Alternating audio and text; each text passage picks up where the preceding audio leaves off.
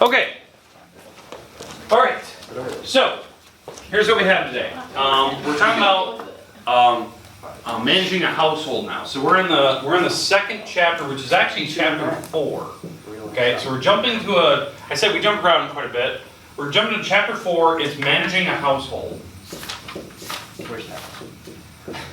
Managing a household. So here's what this means. In this chapter, we're going to talk about basically the cost of purchasing a home, renting a home, leasing, all those weird terms that most people are not familiar with or you never had to do before because you're too young.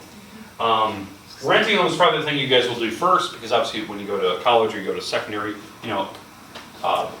after you leave here, you'll probably start renting. That's what most people do. They'll leave the house and they'll start renting. Well, the idea is that there's certain things you need to be aware of. Number one, when you apply to be, when you call up and you're interested in a rental apartment, right? So let's talk about rentals first. Obviously, the rental agreements, there's a contract, there's a lease that you're going to have to fill out, contract or lease. That can come down to just little details about it, like you have to keep the place clean, you can't have any extra people living there, you can't have any pets. The big part about the lease or contract that you need to be aware of when you're renting, finer details. One of the details that that you become aware of when you start doing it more. Is there something in the contract that allows the actual landowner, the actual owner of the home, the property owner itself, your landlord, are they allowed to just walk in when you're not at home? That's something you need to be aware of, because if it's in the contract, they're legally bound that they can just walk in whenever they want and change things. There might be some in the contract, you're not allowed to paint the walls. The little weird stuff, you can't poke holes in the walls, hang things on them. There might be certain things in the contract where you can't have more than 5 or 6 people in the household at any given moment. So that basically means you can't host a party there. There's little things like that where if you break contract, you lose your deposit and they kick you out. And they're legally bound to do that. There might be things like the big things you need to be aware of, how do you lose your deposit? That's one of the things you need to be aware of, right? Because deposit's that money you have to put on the house itself or the rental to ensure that if you were to skip out of town and not pay, they use that deposit money to pay that month's rent. Usually, the places I've rented from, it's 1 month's deposit, 1 month. Pretty up and up. There's some places in bigger cities like Ames, they require 3 months deposit. 3 months in case you don't pay. So that's a lot of money. Especially if you're in a bigger town, they charge a lot more. The contract could be how much money you have to pay per month. It could be that the contract could have something that you have to maintain the grounds. That means you have to mow. Some people don't know that. When you're doing rental, you think that you're just renting, you're not going to have to do it. You might have to actually scoop snow and do all that little stuff for the actual building itself. So you need to be aware of that. Under contract for those rentals, if there's any other hidden fees, they need to make you aware of that. Maybe there's a grounds fee. If you were to pick those condos out by the golf course, you have to pay a golf course fee. You have to have a contract with the golf course, because they're mowing your back lawn for you, that type of thing. A lot of people don't know that. That's an extra fee on top. But yeah, little hidden rules. Now, the one big thing that you need to be aware of is there is a renter's rule.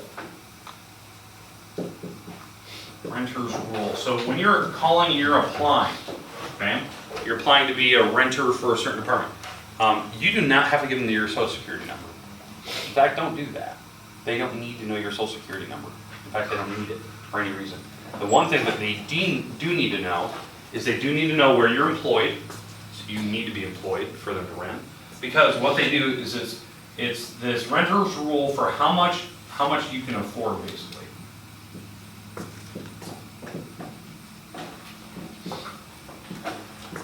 Before you start telling your landlord how much money you make per month, you need to ask exactly how much they're looking for rent before you tell them what you make per month. Because the renter's rule is you take 1 week's salary.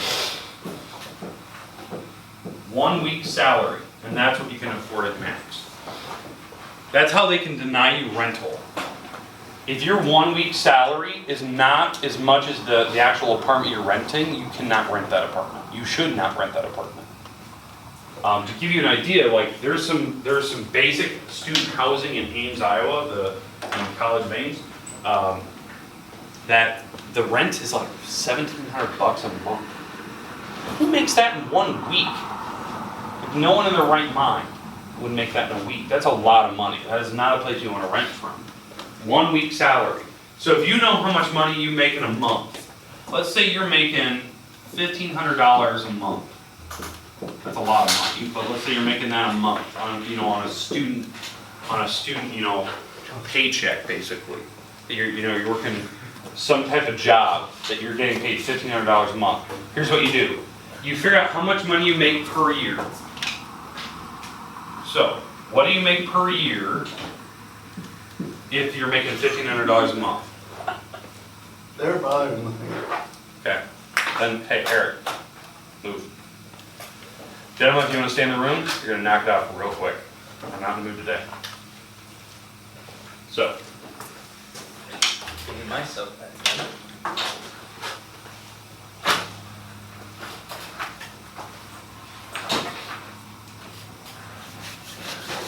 All right. How much money are you making per year? Well, how many months are in a year? 12. 12. Multiply 1,500 by 12.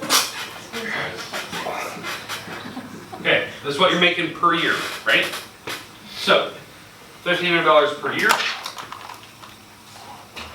or sorry, $1,500 per month. We take that times 12, you're making 18 grand a year. 18 grand a year. Now, why that's important? How many weeks are in a full year? There's a lot. 52. 52 weeks in a year. So what you do is now that you know how much money you make per year, okay, this is gross pay, you take this money and you divide by how much money you make per week. So you divide by 52. So 52, so 18,000 divided by 52. You can afford on this, so if you take 18,000 divided by 52, you're making $346.15. That's how much money your rent should be. If you can't afford that, or maybe that's not something you can afford, you need to find somebody else to rent with you, which is scary and dangerous. I would not do that. Or move on to the next apartment and go from there. I can tell you right now, the bare minimum in Ames, Iowa for rentals, the minimum that I saw in that, unless you're getting like some private rental home, most student housing is $600 minimum a month in Ames. $600 minimum. That's the smallest apartment you can get, single room apartments. Okay? So keep that in mind. You need to have a really good paying job to afford that, or you have to have multiple people living with you. The scary thing is when you have multiple people living with you, if they decide not to pay, somebody else has to make the difference. And so that's the terrifying part. So that's why when you're doing these leases and contracts, you need to have everyone that's living there sign that contract. Not just you, because then you're liable to pay everybody that lives there. Because if you don't tell your landlord who's all living there, they can evict you.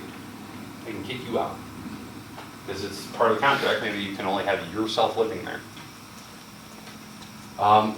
So it's one of those weird things. You guys just haven't had to deal with it yet, because you're just not old enough for that. But 1 week salary, that's the renter's rule. That's how you know whether you can afford to stay at a certain place. Now, if you know how much money you make per week, like maybe you just get paid per week, that tells you how much money you can afford for your rental. But yeah, it's a real world situation when you go to certain towns, like bigger towns. New York City is notorious for having the highest rent in like the whole entire country. Like the rent per month in New York City, no matter where you're at, is astronomically high. Like where most people can't afford it. Like just normal people can't afford it. Because just the apartments themselves are insanely priced. Single, no bedrooms, just one. They call it. They call it just a single room apartment where everything's like in the room. You have your bathroom, your kitchen, your living room. It's all just kind of one room. There's no walls dividing. It's it's called what do they call it, a loft apartment kind of a thing, where there's no walls. And those apartments go for like crazy amounts of money per month. It can be $1,500 and up in certain bigger cities. Now, so you really have to think about how much money you're making. Can you afford that? Yeah, just kind of keep that in mind. Now, when you're going to buy a home, so now you're going to purchase a home. This is always the smarter thing. So you're going to purchase a house. Okay. The loan you're going to take out is called a mortgage. A mortgage. A mortgage is the money you're paying to actually purchase that home. It's an agreement with the bank that you're paying a certain amount per month. Mortgages are over a certain time period. It's not like a car where you take out a loan for a house for 6 years. Most mortgages are 15, 20, 25, and 30 years. You have to agree to what you can pay. Obviously, the longer terms you go out, the less money you pay the bank. So maybe you can afford the house if you go out 30-year loan. That's, I think in this area, 30 years is standard in Iowa. There's some states that don't allow you to go above 20 years. Okay, just think about this. I purchased my home 2011. Okay? That's when I purchased my home through a mortgage. And we agreed to a 30-year loan. 2011. Right? 2011. That's when we purchased our home. We did a 30-year loan, 30-year mortgage. So when I add these together, this is when I'll have that paid off. Think about it. That's weird. You don't really think about it. You're like, oh, 30 years. All right. That's 2041. And if anything worse, you know, I was 30. What was I at the time? 2011. That's what, 8 years ago. It was 8 years ago. What was I? 28 when I bought my home. 28 or 29 at the time. Yeah, you had 30 to that. I'm going to be 58 by the time I pay that home off. You think about that. 58.